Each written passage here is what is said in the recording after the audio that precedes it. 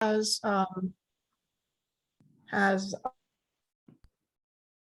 left the meeting, but left her Okay. Right. laptop. Carry on. Okay, thanks, Mary Beth. Well, let's go now to Dorothy, who will speak to us about the Poor People's Campaign and carry on with showing us a short video. Hello, Dorothy.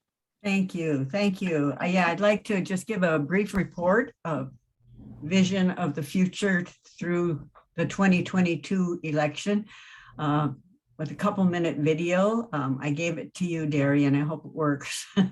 Followed by a couple minutes of me talking about it. So why don't we start with the video? Okay, I'm going to start the video.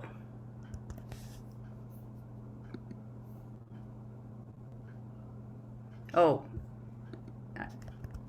sorry, I'm going to screen share and then I'm going to start the video. Make sure you turn on the volume. Yep. Share sound optimized for video clip.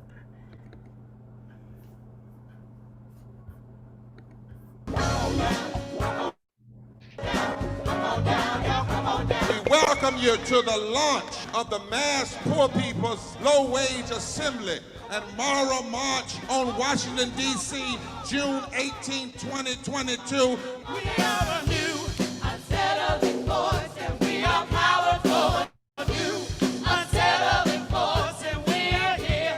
We're rising up to demonstrate the compelling power that we, poor and low-income people, have to reconstruct society from the bottom up.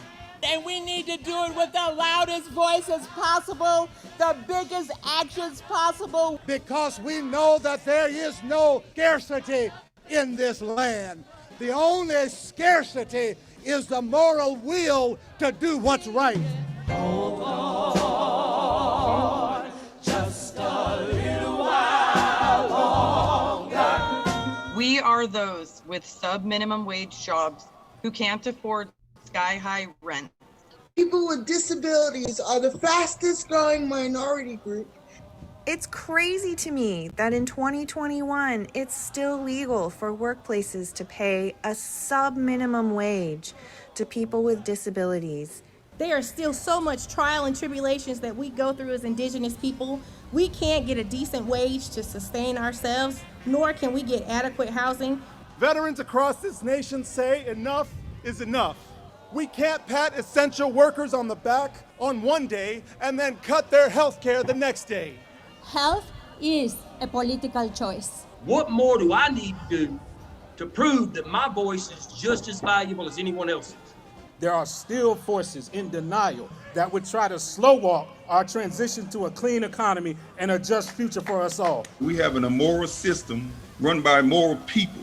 But together we walk, and we walk and we fight. It's time for a change! Reconstruyamos esta gran nación! See, we are people of resilience. As we fight these interlocking injustices together, when we work together, mobilize together, and rise together, we become a voice for the voiceless, and we become an agent of change in a time where great change is needed.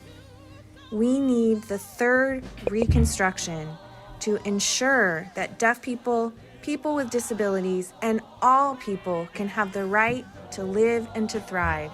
We know what they are doing, but the question is, what are we going to do? Reconstruction begins when we change our mentality and say it's time for you to get your foot off of my neck. Justice is coming soon. Hey! Do you believe that of today? Bravo! Bravo, yes.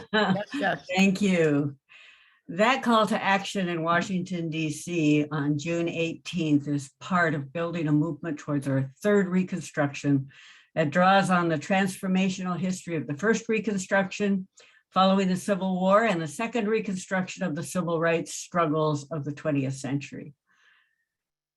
The third reconstruction is a revival of our constitutional commitment to establish justice, provide for the general welfare, end decades of austerity, and recognize that policies that center the 140 million low income and poor people in this country are also good economic policies that can heal and transform the nation.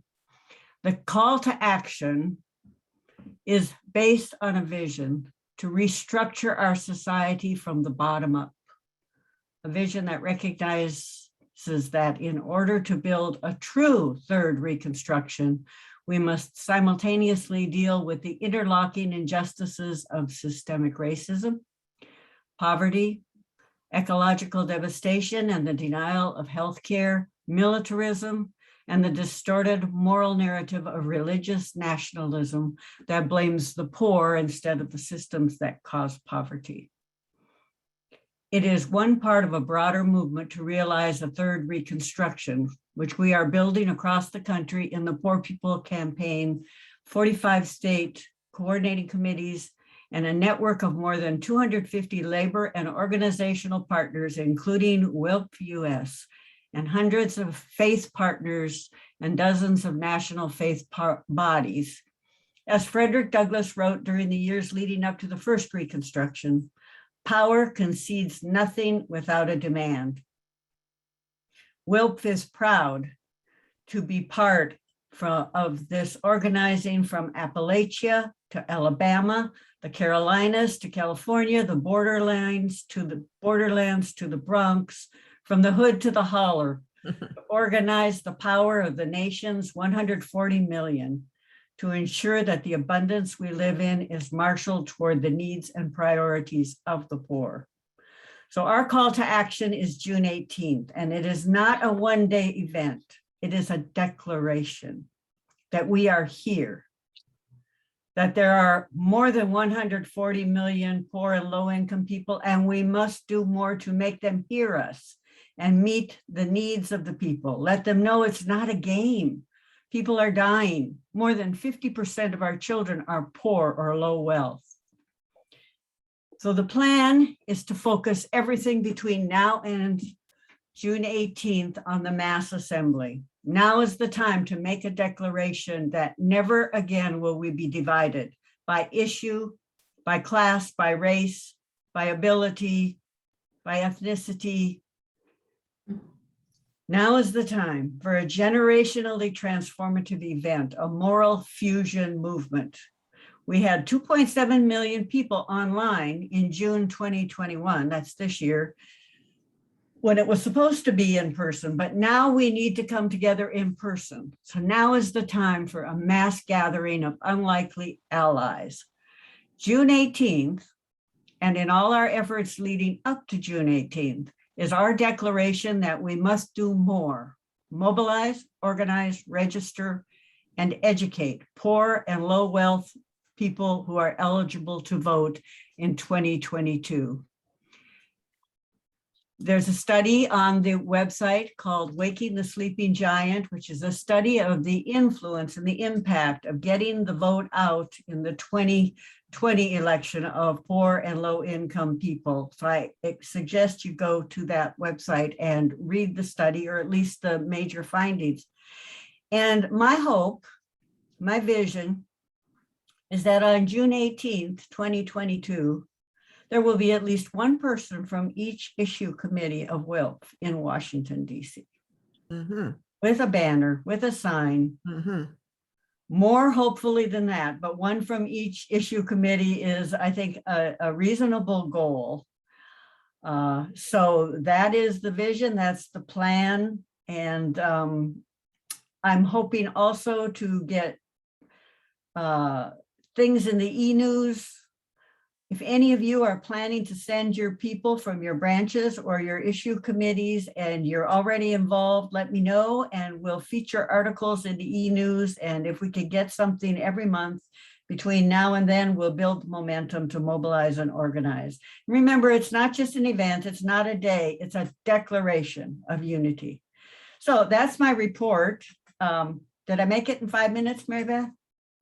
Yes, you did. Okay. And sorry, I'm going to have to pop out, but if Yeah. there's time for a question or two, I'm, I would like to ask a question. Could you post that to the, let me see, where should that be posted? Maybe just send it back, that statement back that you made to the, all the people on the program committee list that I sent out to? Sure. I just, you notice I read it. Yes, I do, but yeah. Yeah. But anyway, that's a very, I'll be happy to send it. And also, Darian has the link to the video. If you want to show it to your issue committees, if you want to show it to your branches, it's available. It may also be available on the national website, the Poor People's Campaign website. excellent. I'd like to ask. Yes, Robin? Robin, Yeah. will the event also be on Zoom, or are you determined for it to be completely everyone going to Washington, D.C.? I think they're remaining open. We're very, very concerned with following advice from people who are watching the COVID situation to see what happens. Hopefully, I know in Washington State, we are planning to have all kinds of things across the state, local activities where they live stream the national event. Because everybody can't go to Washington, although it would be great if we have hundreds of thousands there. By the way, they are comparing this march to the 1963 March on Washington, for those of us who remember how huge that was. Yeah. So even bigger than that. Right now we're over time. Okay, Just a little. thank you, everybody. Thank you very much, Dorothy. See you in Washington. Yes, you bet. You bet. So now let's go to the issue committee reports. Let's see, perhaps we can begin with Cuba, Cindy. For each of the issue committees that are reporting, please tell me if you would like me to screen share your report or not. I have them available for screen sharing, but I won't screen share them unless you ask me to. Oh, you have to share mine because I did mine late last night. At Nancy's request. So please share mine. Please Okay, do. it'll take me just a moment. Okay.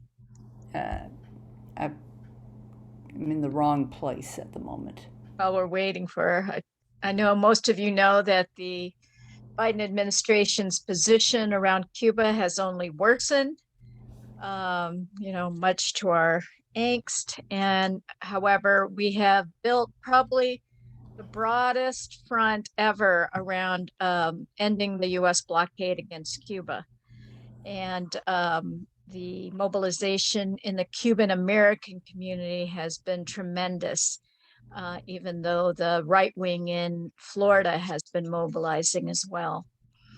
So our overall goal is still to lift the U.S. blockade and to so-called normalize U.S.-Cuba relations based on mutual respect for Cuba's sovereignty. Sorry, I had it up and then I blew it. Yeah. So we are, planning the broad coalition, the U.S.-Cuba normalization organizing committee for conference is planning to have a March 18th through 20th national conference in New York City to coincide with the United Nations Mission on the Status of Women, which we hear is the formal part will be taking place in person. Other informal with the other organizations that are not formally registered at the UN will be taking place virtually. So is it up for you now? Yes. Thank you, Darian. So our goal in the next year is to get President Biden to at least roll back U.S. foreign policy towards Cuba to where it was during the Obama administration's position. removing the 243 new rules that were put into place during the Trump administration to remove Cuba from the list of nations that support terrorism, and to at least allow people-to-people travel licenses to be used again, which was the license that thousands of people, including cruise ships, used to travel to Cuba. Our campaigns, which are listed on our website, and we don't expect them to change in the next year or so, is organizing that National Hybrid Conference, which I talked about, from March 18th to the 20th. Okay, that's good. Yeah. And then second, to encourage other cities and other government jurisdictions and organizations to pass resolutions supporting lifting the blockade. In this past year, we have passed resolutions in various cities, councils, state, Michigan passed one at the state level. There are numbers of labor organizations and community-based organizations which represent over 40 million people that have passed resolutions supporting lifting the blockade. Thirdly, we're encouraging medical collaboration around COVID-19. Cuba is just around the bend to vaccinating all of its citizens. They do 3 shots. They have 3 vaccines they're using depending on your own particular medical circumstance. They are vaccinating. They're the only country in the world that has been vaccinating children as young as 2 years old. And so we have much to learn about and share in terms of medical research and medical collaboration that could help people in the United States as well. So we are really encouraging. There are a couple of cities that are doing medical collaboration and have had webinars, although it's been very difficult because Cuba's not allowed to use Zoom, medical webinars together to talk about research and results of work that's been done around COVID-19. On our page on the WILPF US website, we have listed a number of bills in the Senate and the House that go all the way to lifting restrictions, to lifting the blockade, as well as lifting parts of the blockade around travel, trade, and economic sanctions. We continue to ask people to lobby their congressional representatives to co-sponsor those bills. And then just the continuing general education work through attendance on webinars and reading articles. There's, in particular, because Cuba is opening up its borders to travel to Cuba on November 15th. On the same day, the Cuban government has refused to issue permits for a march, supposedly a nationwide march that was supposed to have been taken place in Cuba. And so Congress and the president have warned Cuba that they will pay for not granting that license for the counter march for March, that there has been lots of evidence that while people are not happy about the conditions in Cuba under the blockade, which has resulted in a lot of shortages, our U.S. aid has funded counter-revolutionary activity.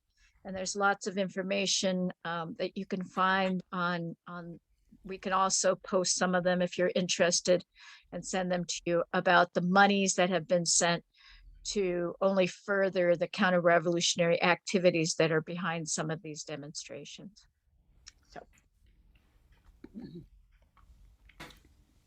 I have a question. Robin here. Bolivarian Revolution, I believe it also applies to, say, Nicaragua right now, which is facing an election in a week, 2 weeks. And There is a delegation going down there. The editor of Ford Freedom, and some of you, I think, occasionally go to that website. She is going to be there. She's going to talk to all sides as much as possible. But the 60 Minutes gave a very biased, in my opinion, review of what has gone on in Nicaragua in the last period of time. And I think our government is revving up to try to prove that the election will be, invalid when it happens with the kind of advertisement in 60 Minutes. Have you been following the situation in Nicaragua, Cindy? I have, and the situation in Nicaragua has been it's been difficult given the criticism. There was a big letter that was published about a couple months ago, a month and a half ago, with many leftists and former supporters of the Nicaraguan revolution signing it, concerned over the continued arrests of longtime revolutionaries there, but as well, concerns over the funding, again, of counter-revolutionary activities around Nicaragua. I think most of the criticisms are hurled at the Ortegas and their unwillingness to cede power after so many years. Mhm. And so, I I follow Nicaragua, but not as close as Cuba or Venezuela. And I've never been to Nicaragua. I wish I could go. So it's something, we take a position of no more funding of counter-revolutionary activities to Nicaragua, but it's also, I think a lot of it is just some of there were similar concerns over Bolivia and Morales, and concerns over Maduro, in terms of building a socialist society, mistakes people have made. And so I think oftentimes it's difficult to sort out, who's right, who's wrong. I think the best position we can take is that continue to take a position of no interference by the United States, and to allow the process to take place in the elections. I'm sure, as you said, Robin, there's going to be a number of election observers, and we should hear back from them. It might be good to have a webinar on Nicaragua so we can hear back from people who are going as observers. I think that'd be a good idea. I think that would be excellent idea. Thank you. Yes. Nancy, I don't know if it's clear to Mary Beth that the time for this segment is 5 minutes per issue committee. Yes, yes. It is, but I didn't realize they were going to try to put questions after each committee. We were going to have questions at the end of the issue committee reports, but it seemed fairly natural for a question to come up right now. So do we want to do quick questions, or should we wait till the end, Darian? I'd say it's up to you. We have a little extra time in our agenda, so there is time to do questions, perhaps some after each. Yeah, report. let's take another question if there is one. Odile has her hand up. Odile, thank you. Odile? I just wanted to ask, how are the people in Cuba? Are they starving? Because I have a friend who has a family there, and he says there are long lines for the stores. Well, nobody is starving, but people are having very, very difficult times. Everything is expensive. People are still getting, their ration booklets, but there's very little gasoline, so it's difficult to bring the agricultural products from the countrysides to the city, so they have to depend a lot on what's grown in the city. That they can't use their tractors that they have, So a lot of the farming is done by hand, using the hoe and the oxen, and very little meat, because they have to preserve the oxen for farming, and they're finding it difficult to import the products that they need, especially meat, and gasoline. And on the medical side, they're proceeding with the vaccinations, but everything else is at a minimum. So things that many of us take for granted: toothbrushes, toothpaste, deodorant, aspirin, feminine hygiene products. They're all at a very, very minimum. And there's still that inequality that if you have, even though it's hard to send money to Cuba now that they've closed all the Western Union stores, you can't even hardly buy them in the what they call the dollar stores. But people who do have access to money can still go to the dollar stores and buy some of the products. You can buy online, like a grocery basket of food, but it's very, very expensive.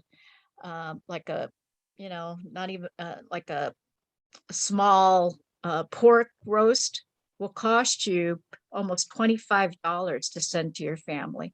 You could buy it online. So people are having a very hard time. That's why they want to open up tourism so they can get, hard currency back into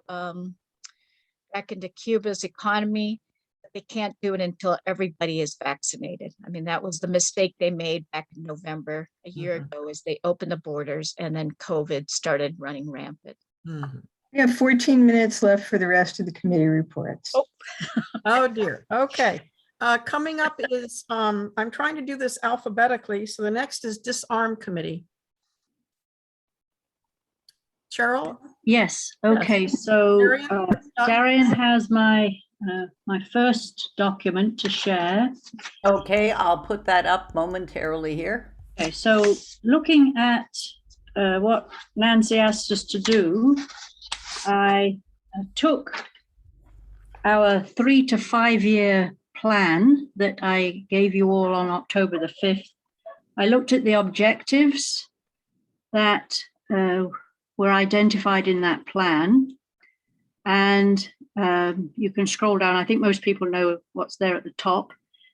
Turned it into, what are we going to do between now and the November 2022 elections? And so we have 9 different topics that I think we would like our members, Disarm members, regular WILPF members, we would like you to be prepared to ask your political candidates questions about these topics. So to help you, we will Disarm will be preparing some position statements. What is WILPF US's position on this topic, which you can then send to your political candidates and ask them to read our position, and then ask them questions at town hall meetings, or to ask them by email. However it is your political candidates will take questions from their constituents. And so these are 9 topics that essentially match the objectives that our Disarm Committee in general has for the next 3 to 5 years. This is not in any particular order, but you'll see the NPT is going to be reviewed in January. This is the one that was postponed from last April, May, and we will know what happened at that review because it's going to happen in January. So one big question is, is the USA actually following its obligations to reduce the number of its nuclear weapons, which it committed to do by ratifying that NPT 25 years ago? Then there's lots of bills in the House. I've given you some numbers there. Those are the current bills. The numbers may change as we go into the second year of this 2-year session. So we want to know, have your political candidates supported, if they were already in the House or wherever, how they supporting any of these bills? For a city council candidate, we will be asking them, have they tried to get a back from the brink resolution passed in their city council? And most of you have heard about this. This is 5 different policies that we believe will reduce the risk of a future nuclear war. Then, of course, we're worried about the military use of drones and autonomous weapons. There are treaties that the US has not yet ratified. The Comprehensive Test Ban Treaty has been out there for some years. And of course, the TPNW. So you should be asking your federal senatorial candidates, what do they think about these treaties? Should they be ratified? Another topic we're dealing with is the militarization of Africa, and the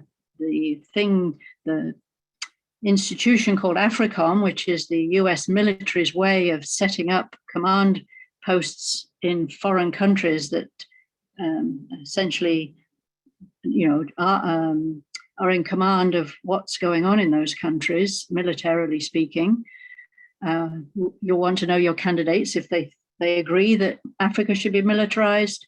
Then there's the whole issue of the budget, the Pentagon's budget, and other Department of Energy, of course, is in charge of nuclear weapons.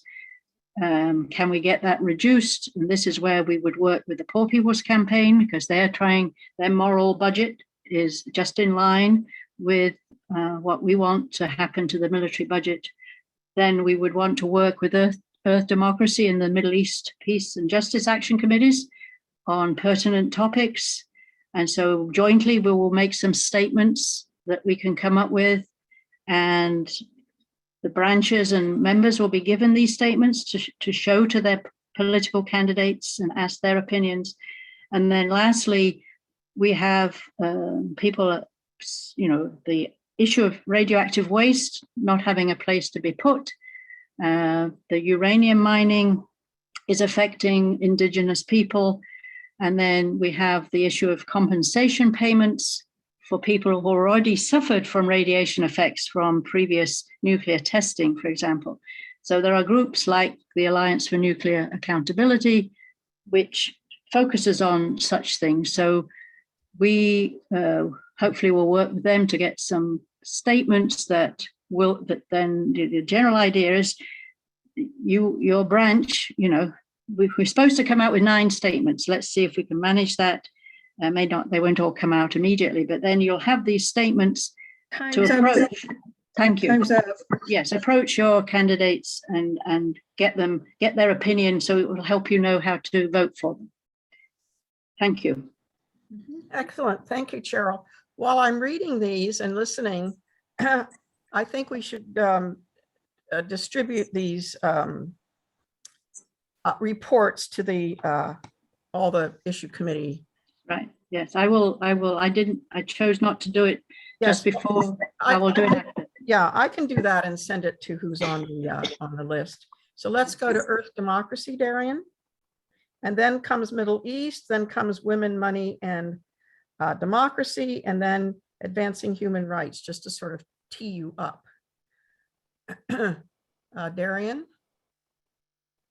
Yes, even though you warned me, I can't do things while I'm screen sharing, so that's why it takes me a moment to put it up. Yeah. And I greatly appreciate you doing this. We have about 20 minutes for this left, and I'm using the question and answer time to give you all 20 more minutes, just so you know. Thank you, Mary Beth. Well, Earth Democracy has been working very diligently on our 7:30 a.m. Pacific time planning calls to reimagine, re-envision, and our Earth Democracy campaigns and programs for the next 2 to 3 years, I would say, and to develop text for the new website for our campaigns and projects. I wanted to give you the email address, and to also emphasize that we are going to be working on a monthly meeting time to be determined so that we can get back to our 50-member or more large list and pull them back into our work. I just wanted to mention in the list coming up here of our coordinating committee who joins us on our 7:30 a.m. Pacific time calls for all of this planning, discussion, and writing, and very grateful to these folks who are helping with creating this new Earth Democracy campaign and projects. Thank you all. And let's go on to the campaigns, Darian.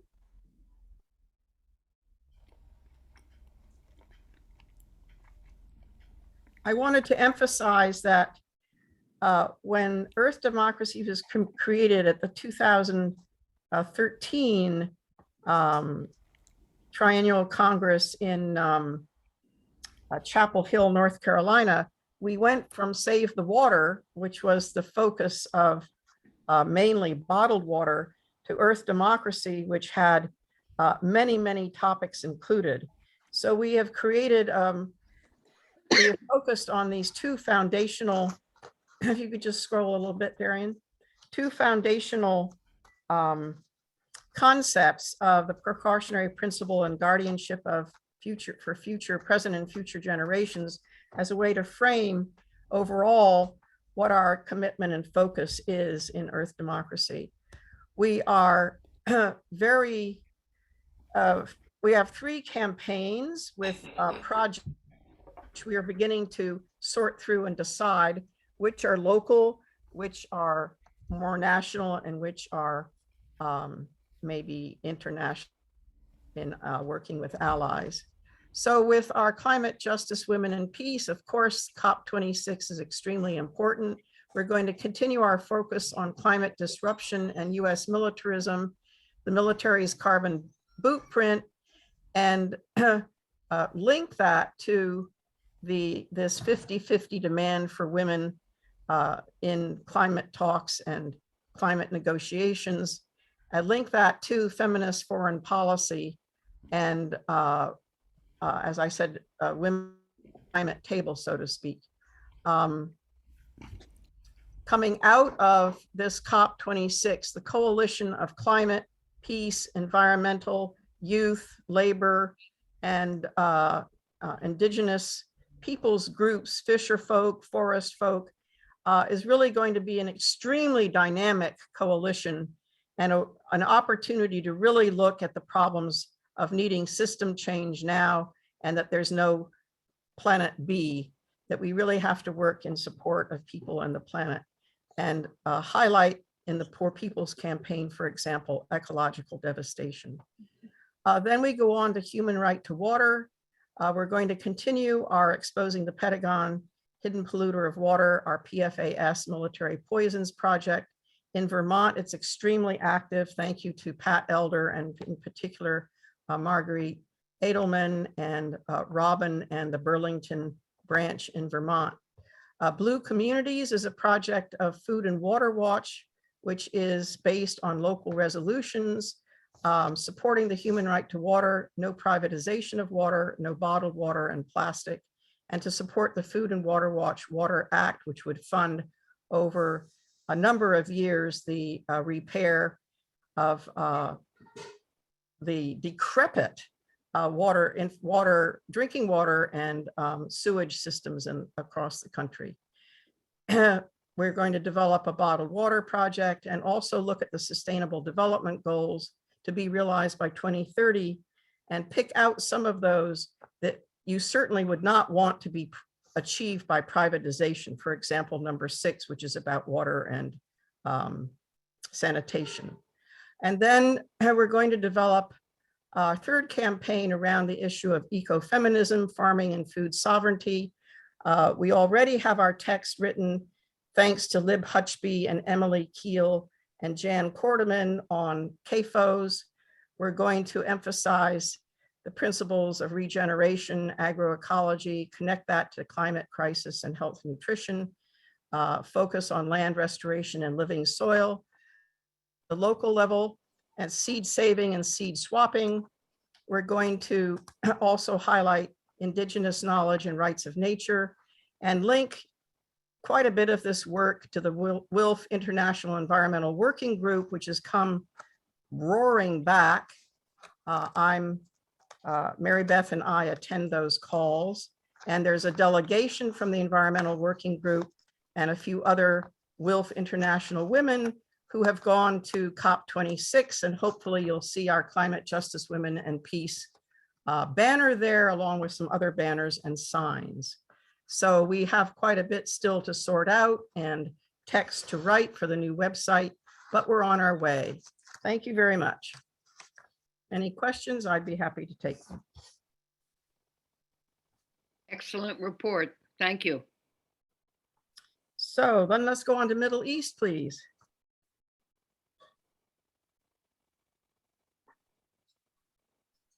Yes, I'm the one doing this.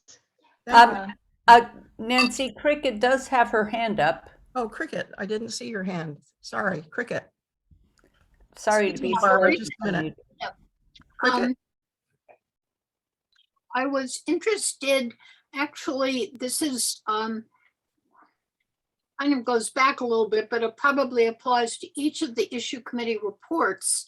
I'm interested in the development of our new website and wondering if in the interim, there are ways for these reports, the things that are being shown on the screen, to be on that website, or are things kind of, I haven't tried to go to it in the last few weeks, so I don't know how available. I was thinking specifically of a couple of things that people have talked about that are too complicated for me to write notes and at the same time listen. Reading what I wrote, and then you can finish at the. So Cricket, would you like me to answer that? I can. Sure. No, I'm just trying to figure out, because I'm not good at listening and taking complex notes. Yes. And I want to find these things again. Yes, as I said earlier, we're going to send them out to this list. The whole batch will send out to the list. Okay, but if I ever want to send anybody else to them, then in other words, when will these be things where we could say, you know, if you're concerned about Cuba, for example, here's the list of important points. They're on the website, rather than trying to email things to everybody. Yes, well, I think the issue is that some of this could be posted on the current website. Actually, I think Cindy's is on the current website. Earth Democracy is going to begin to put up a couple of our programs and the text for those. So I think some things could already go up on our current website, but all of what you're listening to is going to be organized by the issue committees, and the kind of text, campaigns, projects, and text that explain those for the new website, which will go live sometime in early January, we expect. And so there's a process here, not only of reporting today, but of really each issue committee focusing on honing what their campaigns and projects are going to be and what kind of text is going to support those. Does that help answer you? Yeah, no, that's fine. I realized that between now and January, there were going to be things where we may want to be, let's say one of our congresspersons is in town and there's going to be a meeting, or you want to have a chance to bring things up. In other words, I'm thinking kind of short term, what the plans are for this before we actually. Maybe Michael could quickly answer that. Or maybe you could check the e-news, which has some of the latest information from the issue committees. The combination of the e-news and the websites probably are your best bet. Okay, that's plenty. Thank you. I don't want to take any more time. Thank you. Any other questions? All right, then let's go to Middle East. Barbara, thank you for waiting. Okay, actually, I am going to start and Barbara will continue as we wrote the paper. We would like to see the report, yeah. At this time, MEPJAC is reorganizing so we can have a more collective leadership and subcommittee based on specific action. Our recent action were educating ourselves and drafting an alert on the 6 Palestinian human rights organizations that Israel has decided to call terrorists. Israel invaded their office, confiscated their paper, and arrested some of the staff person. Betty McCollum has written a House resolution on this, and we just did an alert, or it's going to be done in the next few days. We are still watching and learning about the huge US military budget supporting weapons sale in the Middle East.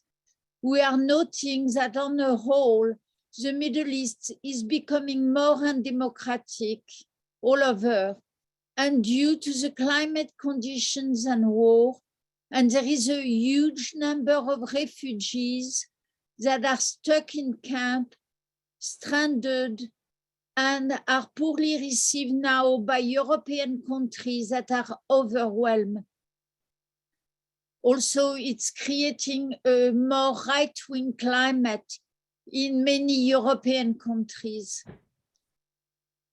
So in many of these potential hosts, the political climate is turning to the right, yeah. We have been following the terrible condition of our section in Lebanon is experiencing. Now I'm going to let Barbara Taft continue.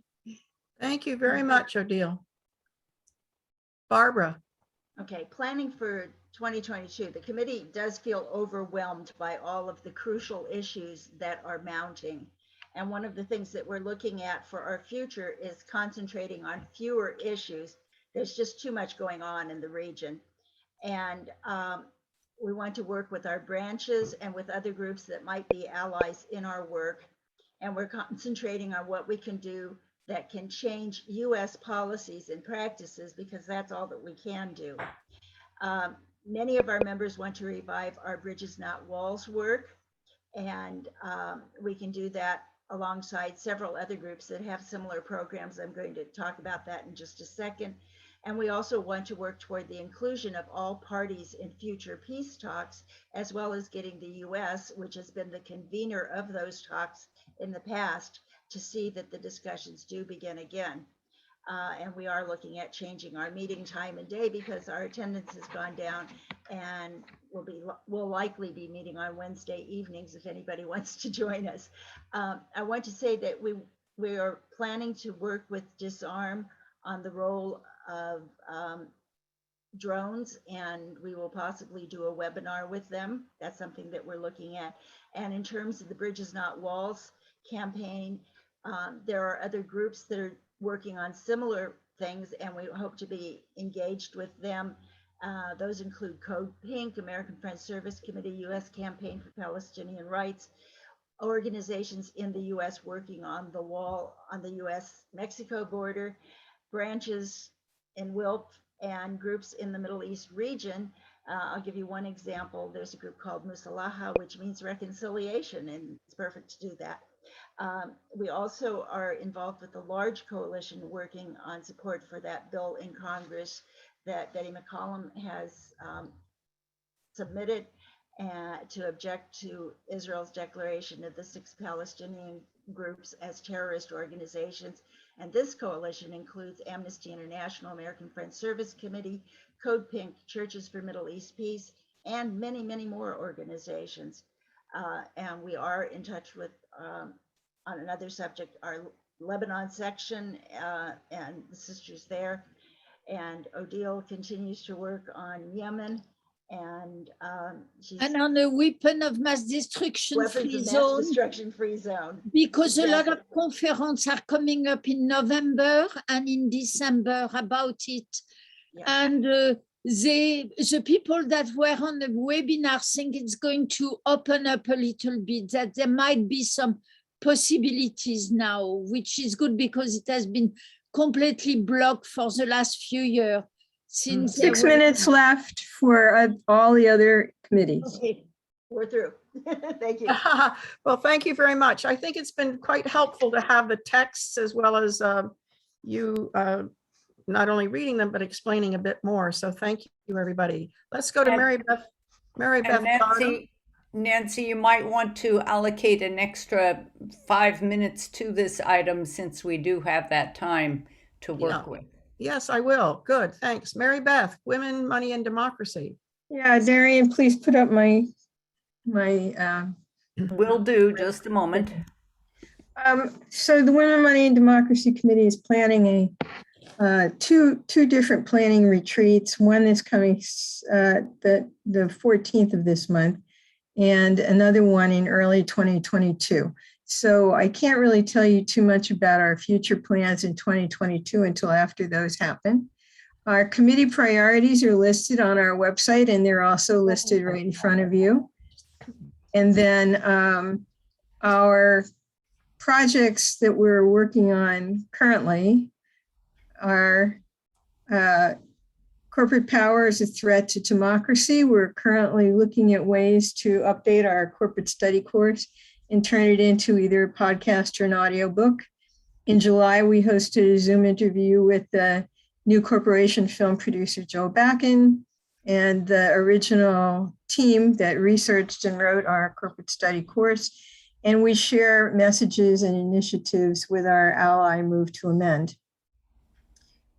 We've been engaged with advocacy for public banking in an effort to lift up this powerful solution for making the economy more equitable. We developed a public banking toolkit to help increase understanding of this solution.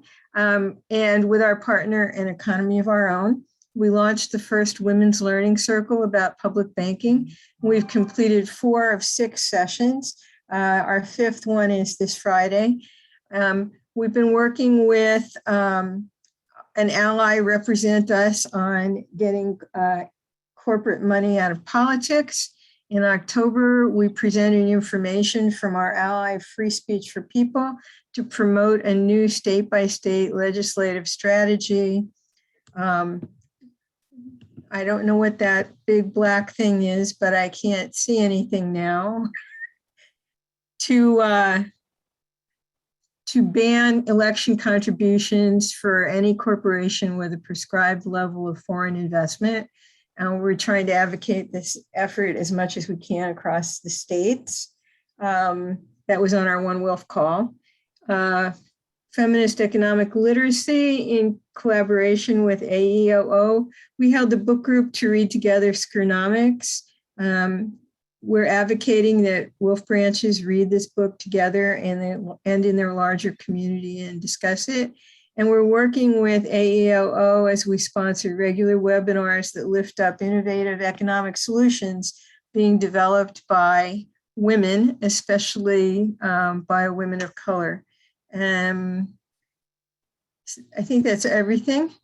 And democratize our money. We are working on a long-term project to analyze how debt fuels war and how war fuels debt.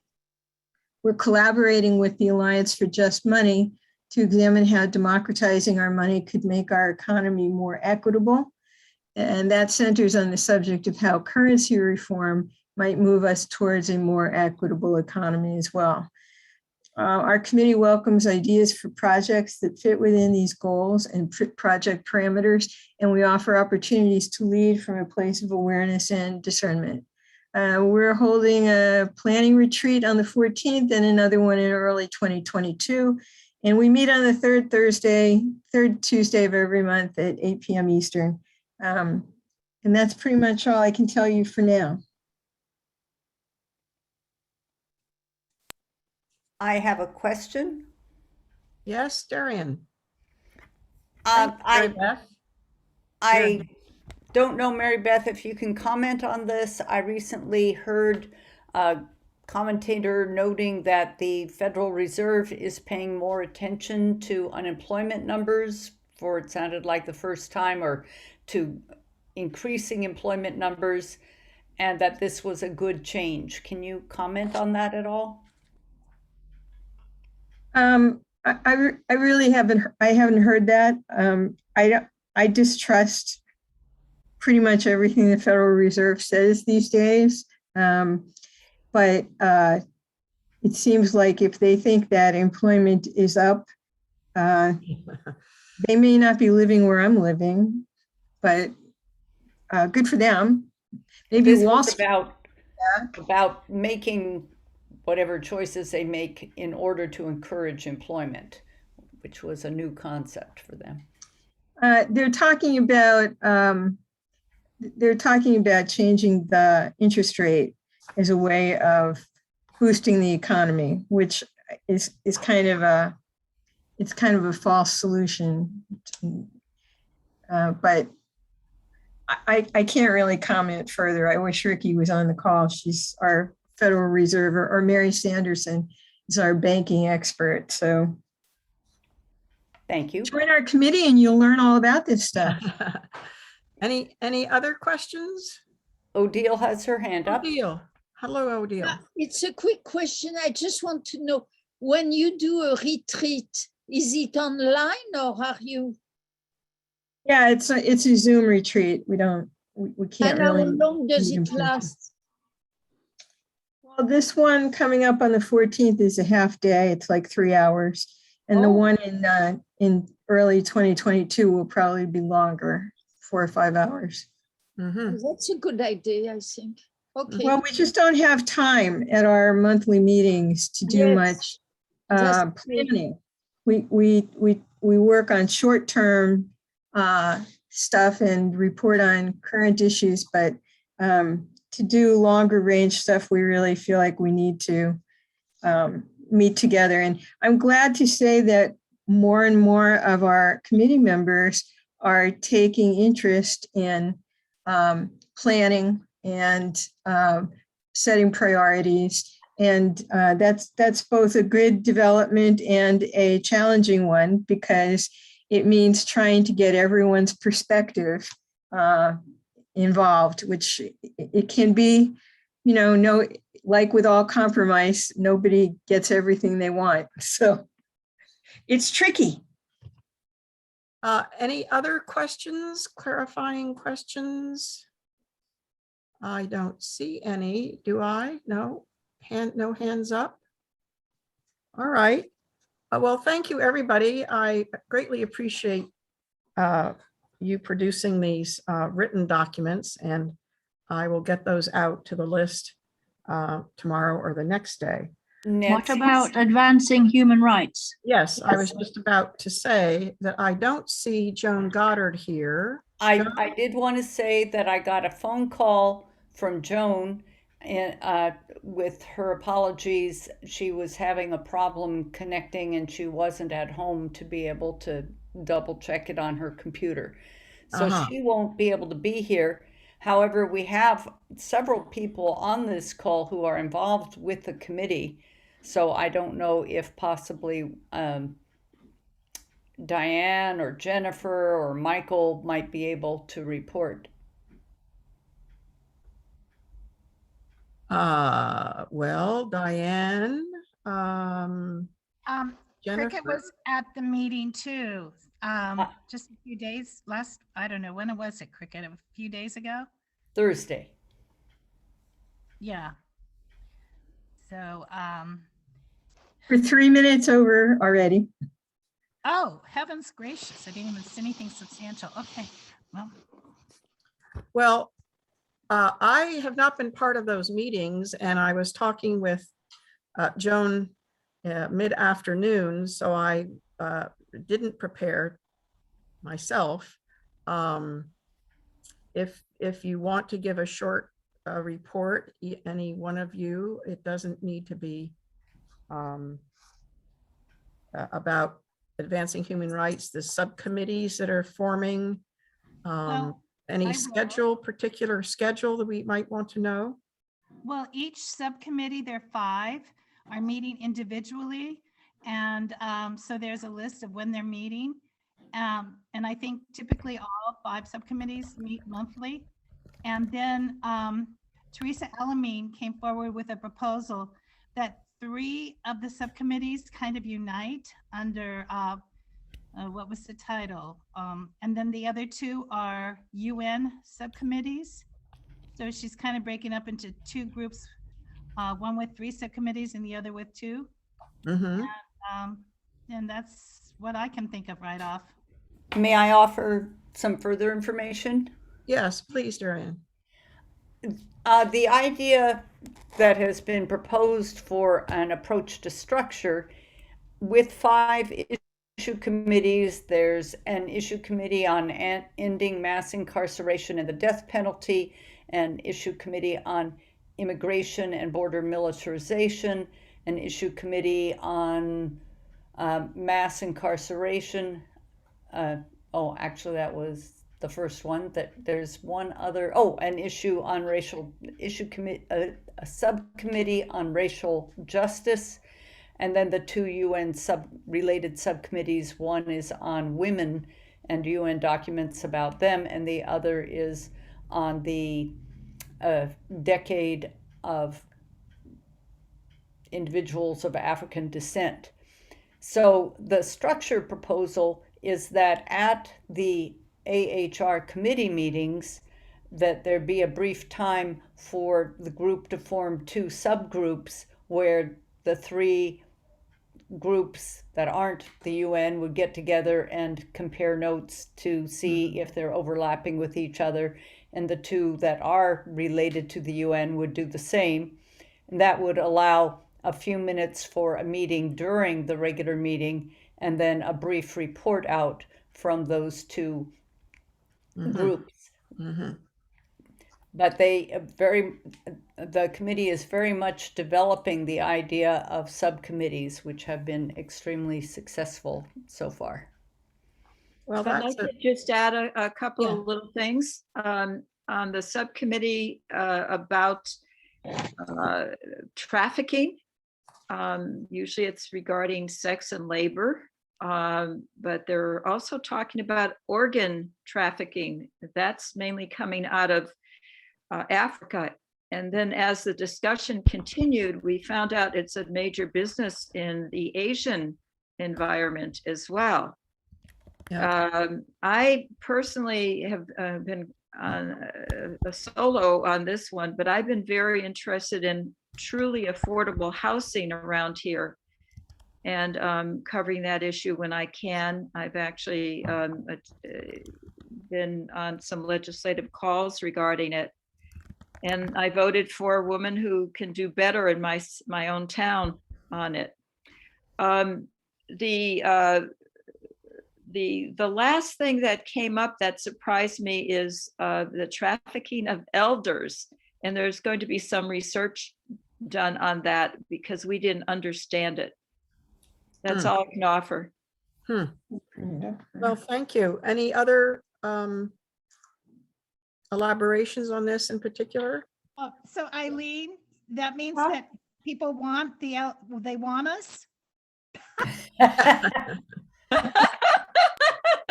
Yeah, but we may not want to do what they want us to do, so pull it. So, well, that was a good update because I have not myself been learning about what HR was doing. So thank you very much. Let's move. May I just interrupt that I think it was not mentioned. This is Robin. Let me get my face up there. That AHR is planning or rather, I guess it's the branch down in Georgia is planning a impressive sounding webinar on the 11th of December, which is the day after the official Human Rights Day. And lots of plans are afoot on that, and people should be aware of it. Cheryl Spencer will be speaking and others. So please click and register. I think registration's already started. Yeah, Cheryl. Yes, they sent to the WILF branches listserv a flyer that includes the registration page to register for this event. And so it all depends if you're on that WILF branches list. If you're not, then you might want to ask your branch contact who does get those emails to please forward it to all the branch members. That's what's supposed to happen. It will also be in the e-news, which is likely to come out tomorrow or the next day. So it's not till December 11th, which is a Saturday. So there's plenty of time to register. And it will be on the topics that were just discussed as part of AHR and the subcommittees. So keep your eyes open, and when you get the e-news, register.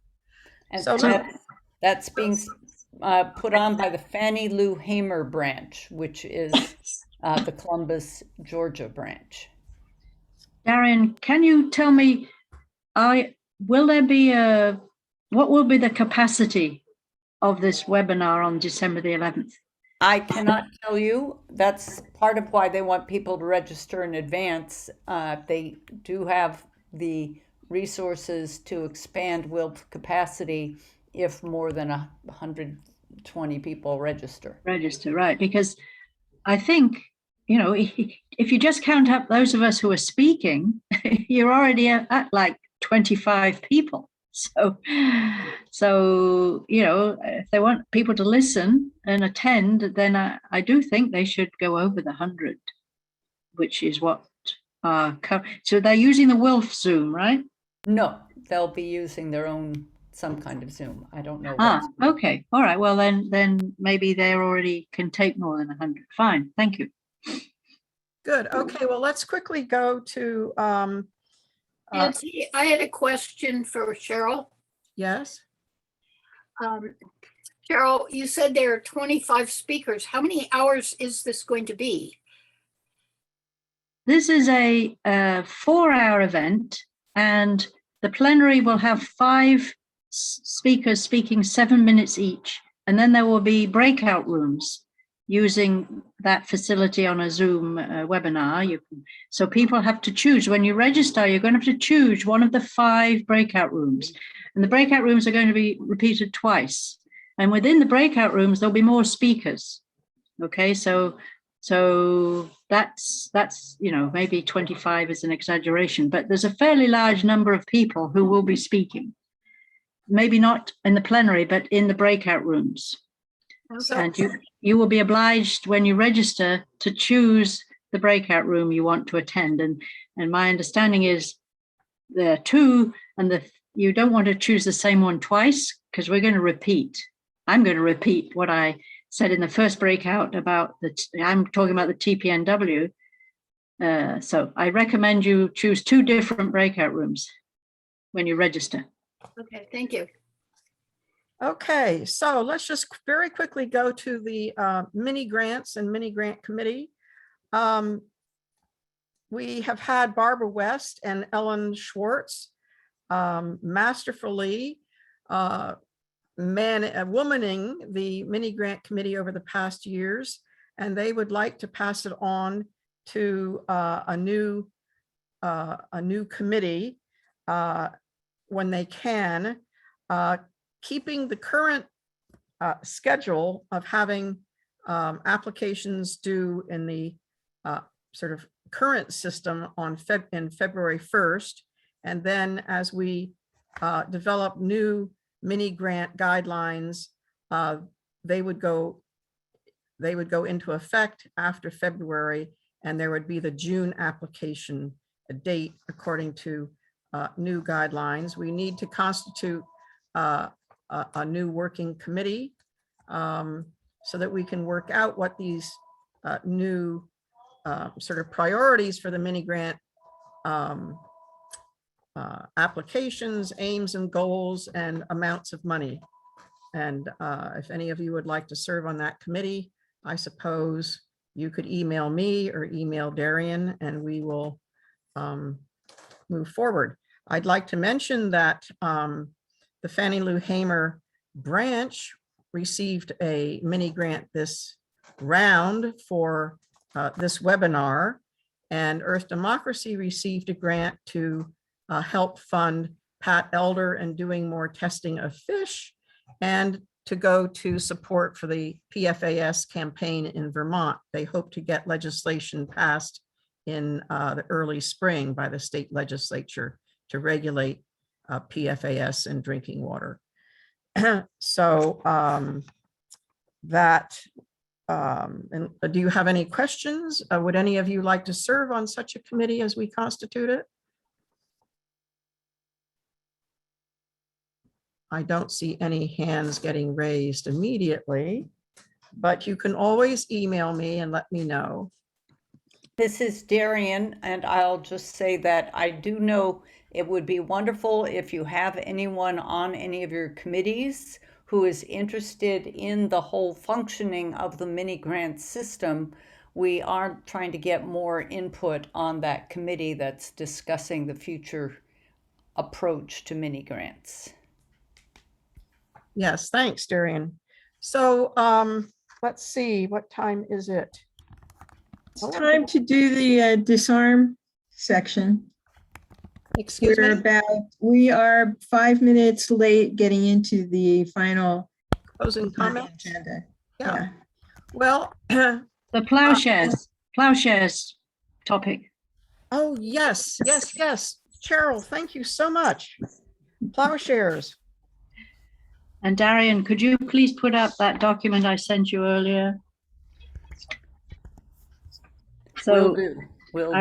I want to bring to everyone's attention a opportunity for us to get a bunch of money from an organization called the Plowshares Fund, which generally speaking deals with nuclear weapons issues. They are a big organization based they're in Washington, D.C., and I believe they have people here on the West Coast.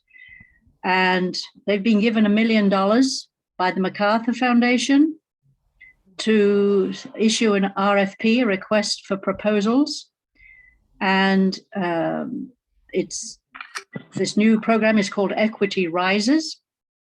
And this is part of what they're calling they're looking to their diversity and equity situation. They're realizing they need to do a little better than they have in the past. And so you'll read there, this is just quoting from their RFP website, which you'll further down, you will see the actual URL for that. So they're wanting to increase equity and justice in nuclear policies and institutions by empowering diverse voices, cultivating inclusive spaces, and collaborating with new partners, both inside and outside the field. If you could scroll a bit down, please. So in order to reach their general goals, their Plowshares wants to get rid of all nuclear weapons. They've been around for, I think I just attended their 40-year anniversary. And so in order to reach their goals, they realize that they need to deal with these bad things: racism, inequity, exclusion, greed, corruption, and injustice, because those nasty things perpetuate the existence of nuclear weapons, and it makes people believe that we need nuclear weapons because they're a deterrence. That's the central tenet of our US and everybody's security policy, and it also favors military force over diplomacy. So in order to do a better job in countering those things, they realize they need to address these other bad things. So I've read their RFP, and I think groups such as WILPF and the Disarm Committee are well situated to actually write a proposal. And now if you just look at the three black bullets just there. So here are some of the parameters we need to understand. The grants, they say, will be between $10,000 and $75,000. Got to be used in a 1-year period, which will start in next June. So very difficult to spend $75,000 in a year. And they tell you in the RFP website, what you can't spend it on. So the proposals are due not till February the 15th. Okay. They want to widen the network of voices working together to eliminate nuclear weapons. Their emphasis on supporting grassroots and frontline community leaders. And I believe that we can fit into that group of possibilities. Now, on the next section, where there are the 3 white bullets, these are 3 criteria a proposal must meet. Okay, and there's more. They say more than this, but I've kind of pulled out the ones that I think WILPF and our potential partners have capabilities in already, and therefore we could concentrate our proposal on these things, which is looking at the impact of nuclear weapons production or use on indigenous and other frontline communities, looking at their environmental impact. You'll know we've already had webinars where we've had people like the downwinders from the very first nuclear test talking about trying to get compensation. And the Disarm Committee are working already with people who are working on environmental impact of radioactive waste, for example. A second criteria should focus on challenging racism and white supremacy in nuclear policies and institutions. So I was hoping that, like our Advancing Human Rights Issue Committee, could provide some leadership on how we would do that, challenging racism and white supremacy. Exactly what they mean by nuclear institutions remains to be seen, but I suspect it's places like the Department of Energy. Thirdly, the project, this is another criteria, should contribute to addressing the current diversity and equity imbalance in the nuclear field and amplifying and expanding the use of an intersectional lens in nuclear issues.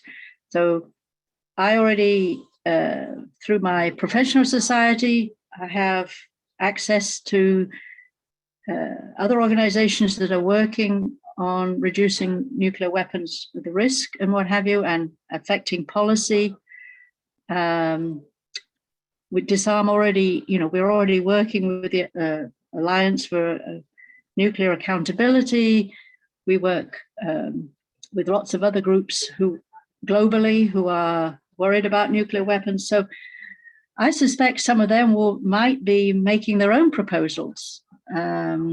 So the issue is, how much can we actually deal with, joining together. So we want to get going on this soon. There is the link for the full details of the RFP. They're actually holding 3 webinars. The Plowshares Fund is holding 3 webinars for people to attend who want to understand more about this RFP. They're expecting a big response. The first one is the 1st of December. I commit to going to that webinar to learn a bit more about their request for proposals. And so we invite other issue committees and branches to join us in brainstorming ideas and then preparing a proposal. And I think we should have a preliminary meeting before the 1st of December. So whoever goes, I don't have to be the only person going to that 1st of December webinar. So we have an idea what we're thinking about, and then we can see how well or not it fits with the Plowshares' own thoughts. And so at the bottom, please write to disarmchair@wilpfus.org to indicate your committee or yourself or your branch's interest in preparing a proposal by the 12th of November, and then we can arrange a preliminary meeting to do some brainstorming, because I'm willing to listen to other people's ideas. I don't have, a great number of ideas on challenging racism and white supremacy, for example. So that's what I want to tell you all about. The Plowshares Fund is very well known. and they will. And they're expecting a lot of. I expect they're expecting a lot of proposals, but I think we have a pretty good chance of especially if we can show connections with the Middle East issues and indigenous people. I have connections with the Marshallese people who suffered greatly in the nuclear testing that was done in the 1950s and the 1960s in the islands. You've heard of Bikini and places like that. So I think, and they've been handing out grants to work against nuclear weapons for many years. So they're a well-known organization. So any questions? I see Jennifer asking some questions. You can certainly go look them up. You will see that they have realized that maybe they're not doing as well as they could on diversity and inclusion in their own structure, their own, so this is a part of their effort to improve their internal organization and who they work with. Odile. I attended a webinar on the weapon of mass destruction free zone in the Middle East this week. And Sharon Dolev was the executive director of METO. And I asked her, is there any chance for a campaign to happen in Israel on weapon of mass destruction free zone? So many Israeli would be for. And she said, Odile, as long as it's not funded, there will be no campaign in Israel. So we need to find some funds somewhere. So I just think that would be great. I went there in Haifa when the Knesset was speaking about this topic. Then the Palestinians also in Gaza had some panels on a weapon of mass destruction free zone. So it could be on both sides. So that's one of the possibilities. Thank you. Mm-hmm. Barbara? In the past, I have known somebody who was on the Plowshares Funds board, and it was their policy that they did not do anything about international things, but only worked within the US. And I don't know if that is still the case. Do you? No, this is not the case. If you read the RFP, it's about 4 pages. It'll take you 10 minutes to read. They're allowing internationally focused things. Can't swear that they say international organizations can apply, but definitely international topics that the Middle East Committee might address are allowed. They're really trying to do it in a including more people, including indigenous people, including a wider range of topics that maybe they've given out in the past. Robin. Yes, in memory of our dear friend Marge Van Cleef, who died last week and was committed to working on the issue of drones. Drones are, I guess, not nuclear. So, but is there some place in the Plowshares funding that an application for activism on drones could get some funding? I'm just wondering. I don't know. That's why one would go to the webinar on the 1st of December. It's not, I think they are mostly looking for nuclear weapons, nuclear radiation, nuclear activity. That remains their focus. Okay. So I don't think that drones would be included unless you were able to prove that the drones were carrying small nuclear weapons, which I believe is have, and right, they right, can. right. Yeah. And Eileen, who just said, Eileen has kindly agreed to take over what Marge Van Cleef was going to do within the Disarm Committee. Marge was going to lead a small group, which could get bigger, of people who want to concentrate on what we call killer drones and autonomous weapons. So Eileen has quite a lot of background in this, and so she has kindly agreed to take over what Marge was going to do, which was kind of to be a point of contact between those national organizations that are already working against drones and the military use of drones, and the disarm committee members who might want to, not everybody wants to deal with nuclear weapons. So we've given you a second topic, killer drones, that you can work on if you'd rather.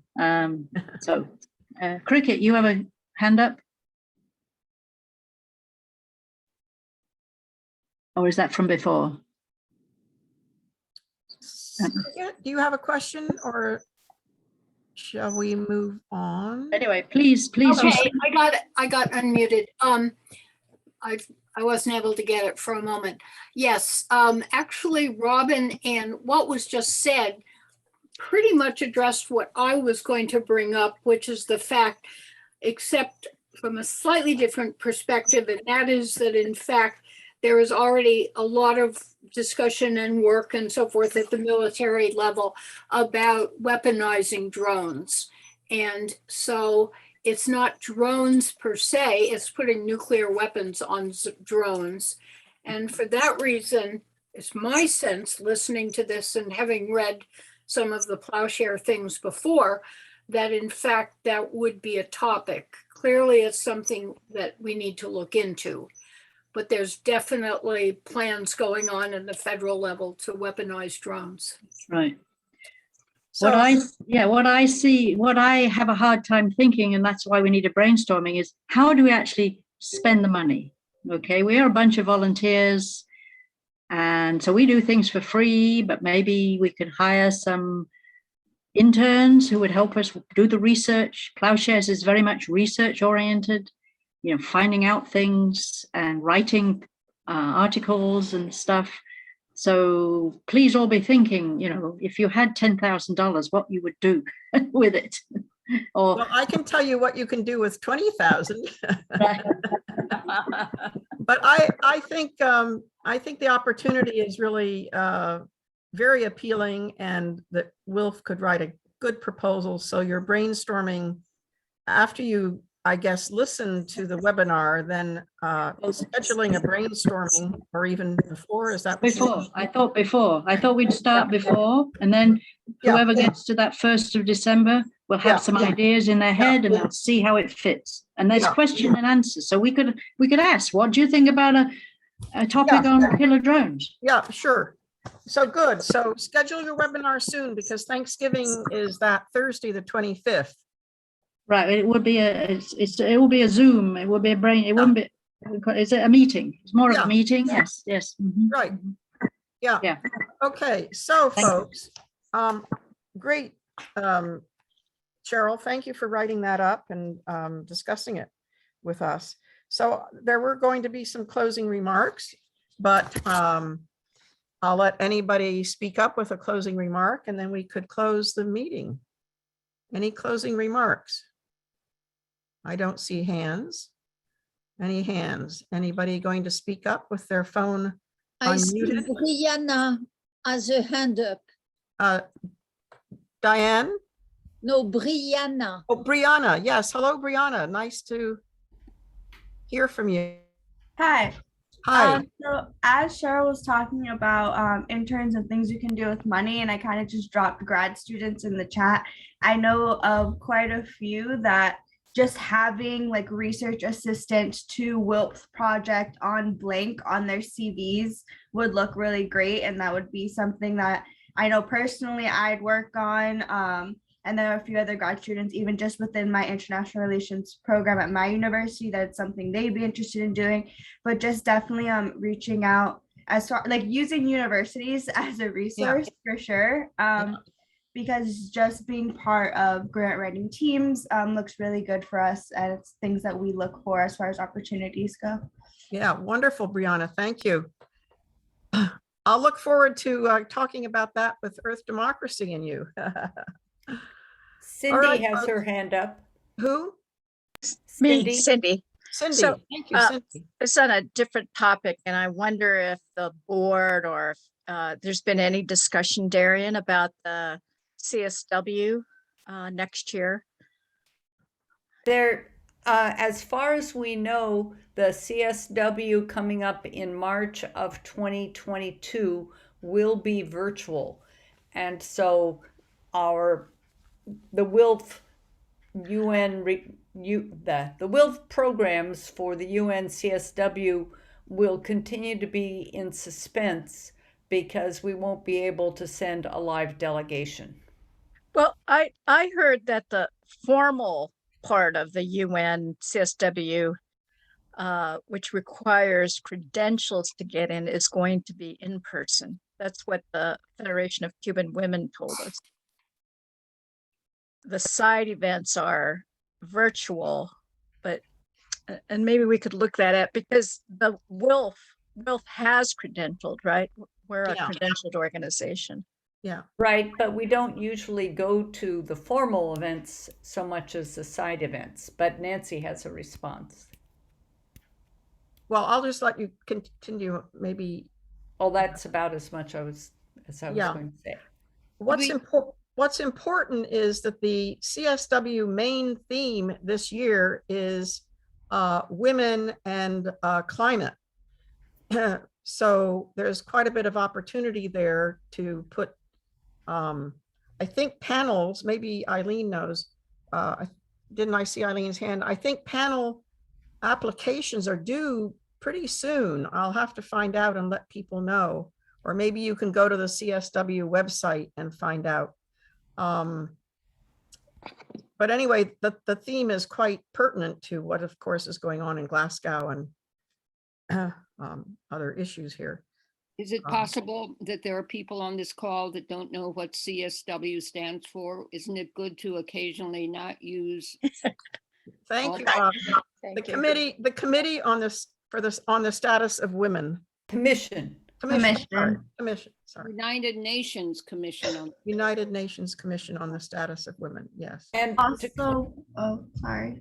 No, just to clarify, the CSW is an annual event over usually a 2-week period, including International Women's Day. So in March of each year, and there are both official gatherings of international heads of state and such, and then the informal or the non-governmental organization gatherings. The official gatherings tend not to be as much of interest as the NGO gatherings for us. Sorry to cut you off, Brianna. Go right ahead. No problem. Just a couple of things. So one being, Nancy was bringing up the theme of CSW, which is super important, but also the fact that actually the United Nations Human Rights Council, for the first time ever a couple of weeks ago, actually stated that the right to a clean and healthy and stable and sustainable environment is recognized as a human right. Right. So that's super important.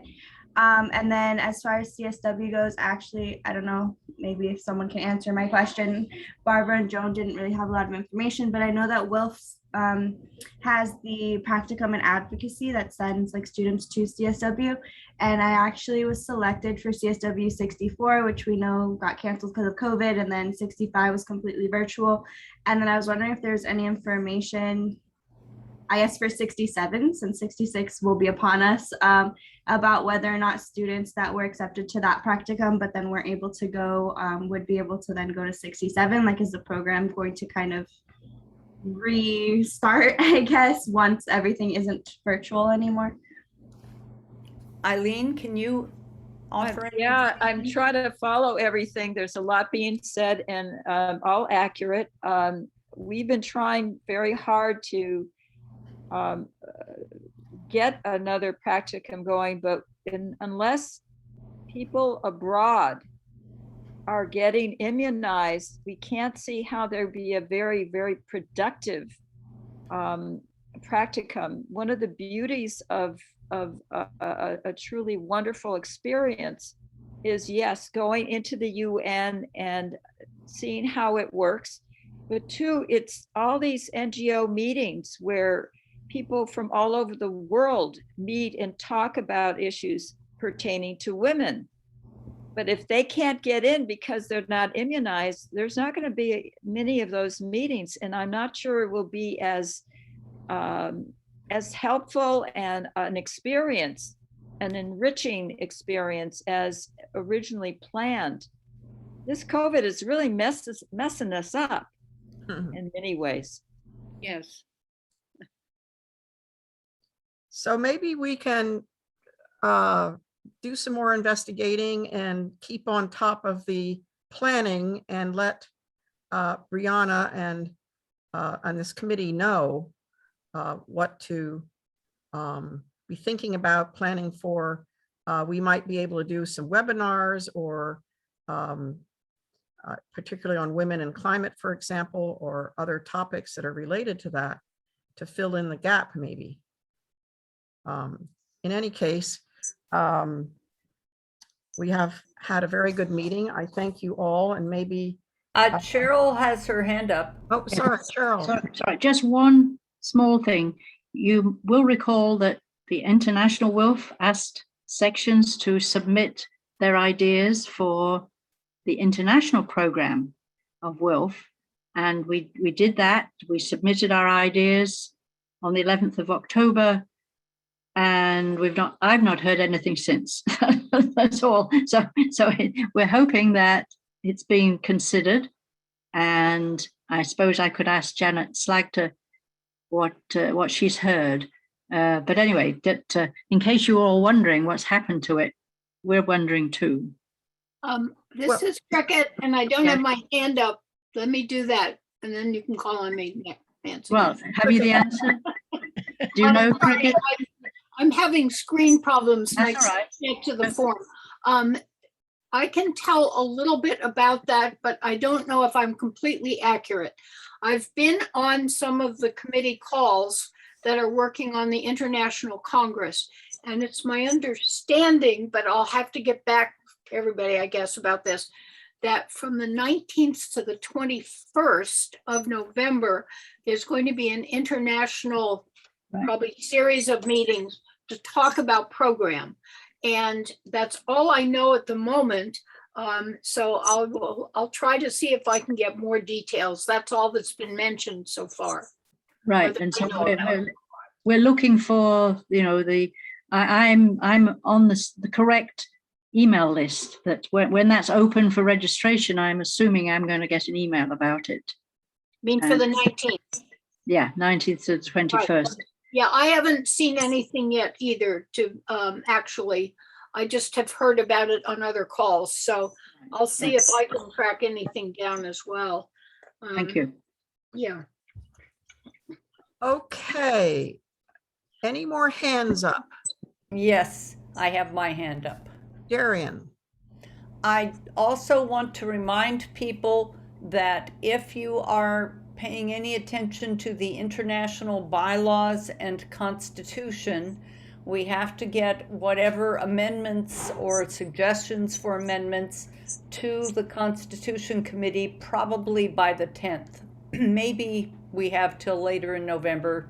Nothing is very clear. We might have a webinar on that. Perhaps there will be something in the e-news.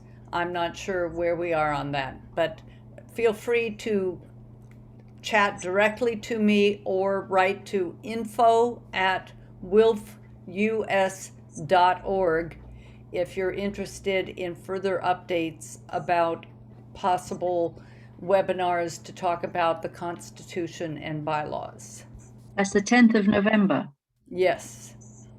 But it's 6 months ahead that you actually have to have made the proposal, which isn't till January. So this is like a planning ahead of that. I don't think that we get those 6 months ahead. It's unclear. It's probably November 10th is a more realistic deadline, maybe a little later in November. Okay. Well, I guess if you can find out and let people know, Darian, that would be good. Nothing can be found out, it seems. But the Constitution Committee wrote saying that's our deadline. So okay, well, if that's the deadline, it's the deadline, I guess. And we've actually come up against a 2-hour deadline for our call. We have 5 minutes. We have 5 minutes. Well, my watch must be fast. I might add, since we talked about the international program recommendations that our section made, that we emphasize very strongly that the CSW, as well as also having a very strong contribution to the International Congress on climate justice, women, and peace. I also would like to say that I think it's going to be in mid or maybe later November that the delegation that went to COP26 will be having a webinar and a report back. So that may be closing remarks. If anybody has anything else to close with. I'll just say it seems unwise to have started COP26 on Day of the Dead. Ouch. A little did they know that that's exactly what they're talking about. And I have to say, it's very inspiring if you go to some of the websites, the Facebook or the Twitter, and listen to the young people who are speaking to the assembled notables and being extraordinarily passionate, visionary, and compelling in what they're asking those delegates to pay attention to. For example, one woman today from Kenya who was so well spoken talked about what these delegates needed to hold in their heart about what she was saying. And then she said, you have to act on your heart. And it just, it's very moving. So if you can watch any of the programs, and Democracy Now! Is also interviewing and having very good programs every day. It's right. Yeah. And the BBC News is also showing on their website and on their world news that comes through PBS. Yesterday, I saw a young woman from the Amazon region talking about the need for things to be done. Yeah. And so they've, and these are, and then there was a Samoan young woman who when she got up there was, scared to death. She has 500 people. And she said, I did recognize President Biden and David Attenborough. Those were the two people she recognized, but she kept her cool and talked. Samoa is one of those places that might get flooded out. Submerged. Yeah. So let's see, the next meeting for the program committee is December 2nd. What's the date? Let's I see. should have had that. The 7th. December 7th. December 7th. And who's in charge? Committee is, excuse me? Yeah, who's in charge of that? I can't tell you. I just don't know. I'll look in the notes. We've kept it. We've tried to keep up to date. I got a feeling it might be Disarm. I think it is Disarm. Yes. Is it public? Can I attend, or is this private? You can always attend, but it's not a public meeting. The non-public meetings, you don't get to talk. Oh, I was privileged today. Thank you. I'm glad you joined us, Eileen. It is Disarm. Very interesting and helpful for Disarm. me. Okay. Thank you All right. all. Oh, okay. And we have not got a designated committee for January. So I'm not sure, maybe AHR will be ready by then, but I don't think so. Well, then you'll have to go down the list, and after Disarm, I'm not sure myself. I'm sorry, I didn't look that up. Yeah, we've kind of got a rotation going, and so we can work it out. But I've noted that Disarm Tuesday, the 7th of December. You do know that the 7th of December is Pearl Harbor Remembrance Day. Mm-hmm. Okay, thank you. That would be a good time for Disarm to chair the meeting. All right. Well, thank you, everybody. Thank you for all the work you put into this and your reports and You'll be sending those out? You've yes, got them all, right? yes, I will. And see you on December 7th. And anyone who wants to is welcome to stay for the big party after the meeting. I'm going Betty bye. Good night, everyone. Good night, Eileen. Thank you, everybody. Eileen, good night. Yeah, we're down to, okay. Good night, Great. everybody. Good night, Michael. Get well, get well. Sorry Thank to you. hear you're suffering Yeah. from a shot. Yeah, no, it's been rough. Thank you. I gosh, appreciate that. Sounds rough. Oh my Right, God. I'm going to be going after my booster. I've just, yeah. I'm not going to get a booster. No, no way. This is Cricket. I want to suggest to people who are going to get boosters that if two things that have worked well for a lot of people getting vaccinations, and for me but I learned it from other people too, is that if you hydrate very well the day before as well as the day of the booster, and that you get oh my God, I'm not going to find the word, things that are in sports drinks. What do you call it? Oh shit. This is Minerals. I hate what? Yeah, right. Well, you can. Mineral salt. She means electrolytes. Right. Electrolytes. Ah. Thank you, Michael, or whoever said that. This is one reason that I'm having such a hard time. I have lost vocabulary. I think it happened on my birthday. Anyway, I'm having a hard time. And but a lot of electrolytes and water, people are telling me, including me, have come through much better. And of Right. course, if you're choosing not to have a booster, it's not going to matter. But also, I took ibuprofen even before I went. You know, you can take those things that help you with fever and stuff ahead of time. Yeah, I did that. I took an ice pack. I took an ice pack with me to put an ice pack on my arm and so on and so forth. So being well prepared is part of the deal. Yeah, and Michael, I'm sorry you're having a hard time because it does kind of get in the way of getting our work done. Oh, I appreciate that. Thank you, But Kimberly. Yeah, And it takes getting the booster is a good idea because the inoculations we got earlier probably have fading effectiveness. Yes, they do. We don't want to lose any WILPFers, so we don't have a requirement for boosters, but we have strong encouragement. Right.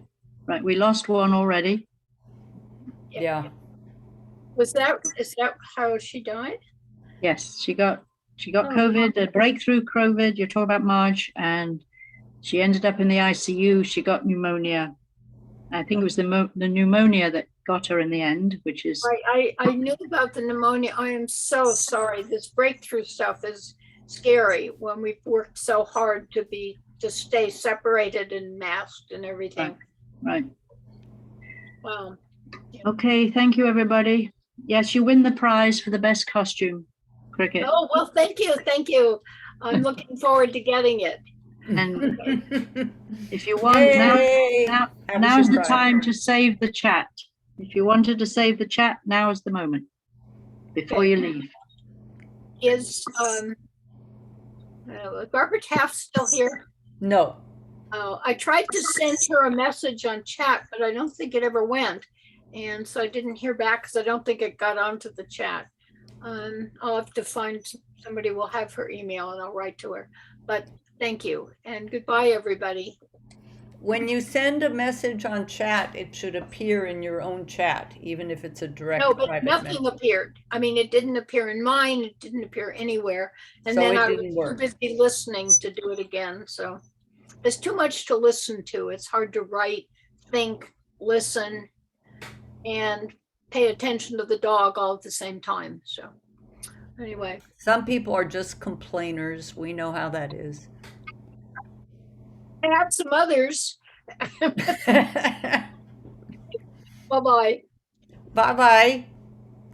Good to see you. Nancy, are you actually still here? Or is that just a ghost?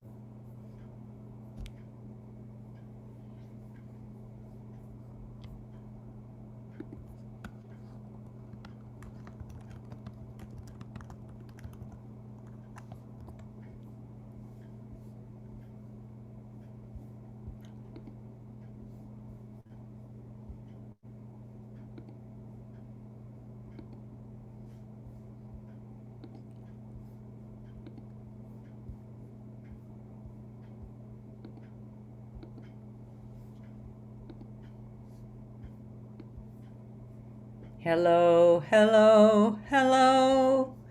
Hello, hello, hello. Ooh, ooh, ooh, ooh, ooh, ooh. Hello, hello, hello. Hello, Darian. I'm so sorry. Oh, well, welcome back. I had to disappear for a moment.